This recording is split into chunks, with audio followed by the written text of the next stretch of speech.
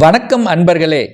அஸ்ட்ரோசிரி channel வாயிலாக நான் உங்கள் அஸ்ட்ராலஜர் டாக்டர் சதீஷ். மிதுன ராசி அன்பர்களுக்கு இந்த மே மாதம் எப்படி இருக்கும் அப்படின்னு பார்க்கும் பொழுது உங்கள் ராசிநாதன் என்று சொல்லக்கூடிய புதன் பகவான் ராகுவோடு சேர்ந்திருக்கிறதுனால கடந்த 2 மாதங்களாக கொஞ்சம் அலைச்சல் திருச்சல்களை ஏற்படுத்தும். தான் ஒன்று நினைத்தால் அது ஒன்று நடக்குது மாதிரியான ஒரு ஃபீலிங் உங்களுக்கு கொடுத்து கொண்டிருக்கும். ஆனால் இந்த மே 10ஆம் தேதி உங்கள் ராசிநாதன் 11ஆம் இடம் என்கின்ற லாபஸ்தானத்தில் வந்து அமர்ந்திருக்கிற காரணத்தால் நினைத்தது நடக்கும், தொட்டது துளங்கும், மனம் சந்தோஷம் அடையக்கூடிய தன்மைகளை நிச்சயமாக உருவாக்கும். குரு பகவான் 12ல் வந்துட்டாரே, அப்போ நிறைய சுப செலவுகள் செய்யக்கூடிய தன்மை. அப்போ சுப செலவு செய்யணும்னா அதுக்கு தகுந்த மாதிரி வருமானங்கள் வரும் அல்லவா? அப்போ தனம் வருமானம் வரக்கூடிய வாய்ப்புகள் சந்தர்ப்பங்களை கொடுக்கும். மிக முக்கியமாக வெளிநாட்டு யோகம் என்பது இருக்கிறது. அப்போ குரு பகவான் 12ல் அமர்ந்து 8ஆம் இடத்தை பார்க்கறதுனால யாரெல்லாம் வெளிநாட்டுக்கு போகணும் என்று நினைத்து கொண்டு ஆசைப்பட்டு கொண்டிருந்தார்களோ அந்த ஆசைகள் நிறைவேறக்கூடிய ஒரு அற்புதமான ஒரு மாதமாக உங்களுக்கு அமைகிறது அப்படிங்கிறத ஸ்ட்ராங்கா சொல்லலாம். 2ஆம் அதிபதியாக இருக்கக்கூடிய சந்திரன் 8ல் போய் மறைஞ்சுக்கிட்டாரே, அப்போ தனம் இந்த மாதத்தினுடைய தொடக்கத்திலேயே, ஆனால் அந்த சந்திரன் 2ஆம் இடத்தை பார்க்கறதுனாலும் அந்த குரு பகவான் 12ஆம் இடத்தில் இருக்கிறதுனால நிறைய செலவுகள் வரக்கூடிய தன்மை, அதற்கு தகுந்த மாதிரி உங்களுக்கு தன அமைப்புகளும் கைகூடக்கூடிய வகையிலேயே இருக்கிறது. 3ஆம் அதிபதியாக இருக்கக்கூடிய சூரியன் பார்த்தீங்கன்னா உச்ச பலத்தோட வலிமையாக உட்கார்ந்திருக்கார். அப்போ 3ஆம் அதிபதிங்கிறது என்ன? தைரிய வீரியத்தை கொடுக்கக்கூடிய இடம் அல்லவா?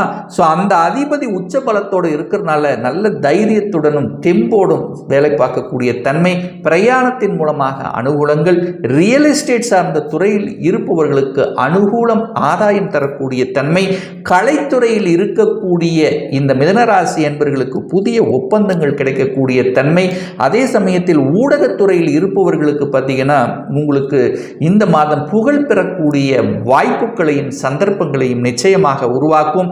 4ஆம் இடத்தை குரு பார்க்கிறார் அல்லவா? அப்போ இதுவரைக்கு தாயின் சம்பந்தப்பட்ட தாய் வர்க்கம் சார்ந்த விஷயத்தில் இருந்து வந்த பிரச்சனைகள் விலகக்கூடிய ஒரு மாதம் அப்படின்னு சொல்லலாம். அதே சமயத்தில் இதுவரைக்கு நான் வீட்டில் அதாவது ஒரு வீடு கட்டணும் அப்படின்னு ஆசைப்பட்டு கொண்டு இருந்தேன், அது நடக்கவே இல்லை. ஒரு இடத்த வாங்கணும்னு நினைச்சேன், அதுவும் நடக்கலைன்னா இப்போ இந்த மாதம் நீங்கள் எடுத்து வைக்கக்கூடிய ஒவ்வொரு ஸ்டெப்ஸும் உங்களுக்கு பயனுள்ளதாக அமையும். இந்த மாதத்தினுடைய இறுதியிலேயே நீங்கள் ஒரு நிலம் வாங்கக்கூடிய அல்லது இடம் வாங்கக்கூடிய அல்லது வீடு கட்டக்கூடிய அல்லது கட்டின வீட்டை வாங்கக்கூடிய யோகம் என்பது உங்களுக்கு சிறப்பாக இருக்கு.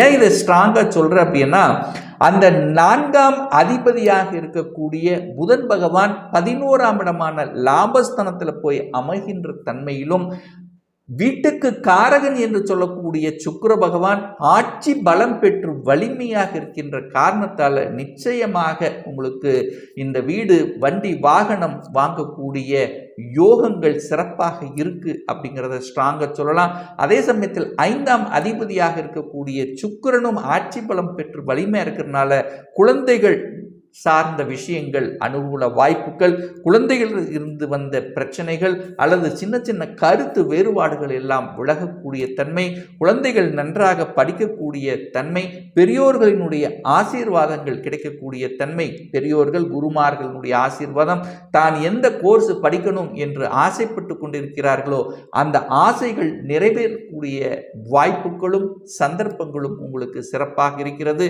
ஆனால் அதே சமயத்தில் பார்த்தீங்கன்னா இந்த மாதம் சூரியன் போய் 12ல் மறைகிறதுனால தந்தையினுடைய உடல்நலம் சார்ந்த விஷயத்தில் மட்டும் கொஞ்சம் கவனம், கருத்து உடன் இருப்பது சிறப்புங்கிறதை ஞாபகத்தில் வைத்துக் கொள்ளுங்கள். 6ஆம் இடத்தை குரு பார்த்து புனிதப்படுத்துகின்ற காரணத்தால் நிச்சயமாக கடன் சார்ந்த விஷயத்தில் அனுகூல வாய்ப்புகள், அதாவது கடனால் உங்களுக்கு அதில் ஒரு வளர்ச்சி, கடனை வாங்கி அதை டெவலப் பண்ணக்கூடிய சந்தர்ப்பங்களை கொடுக்கும். எதிரி தொல்லைகள் இருந்தவர்கள் ஒரு சிலர் அந்த எதிரிகள் கூட நண்பர்களாக மாறக்கூடிய வாய்ப்புகளும் இந்த காலகட்டம் உங்களுக்கு சிறப்பாக இருக்கிறது. நோய் சம்பந்தப்பட்ட உடல்நலத்தில் இருந்து வந்த பிரச்சனைகள் ட்ரீட்மெண்ட்னால் சரியாகக்கூடிய வாய்ப்புகள் சந்தர்ப்பங்கள், அதே சமயத்தில் வேலை, இதுவரைக்கும் நல்ல வேலை கிடைக்கல, ஏன்னா 6ஆம் இடம் என்பது வேலையை குறிக்கக்கூடிய இடம் அல்லவா? அந்த இடத்தை குரு பார்க்கிறார். 10க்குரியவனான அந்த குரு பகவான் 12ஆம் இடத்திலிருந்து 6ஆம் இடத்தை பார்க்கறதுனால வேலை கிடைக்கும். இதுவரைக்கும் இழந்த வேலைகள், அதாவது போன மாதம் எனக்கு வேலை போய்விட்டது அப்படின்னா இந்த மாதம் நிச்சயமாக உங்களுக்கு வேலை கிடைக்கும். அது இதுவரைக்கும் ஒரு படித்த படிப்புக்கு உண்டான வேலை இல்லாமல் ஏதோ ஒரு வேலையில் இருந்தவர்களுக்கு கூட இப்போ அதுக்கு உண்டான வேலை மாற்றம் என்பது இந்த மாதம் உங்களுக்கு நன்றாகவே இருக்கிறது.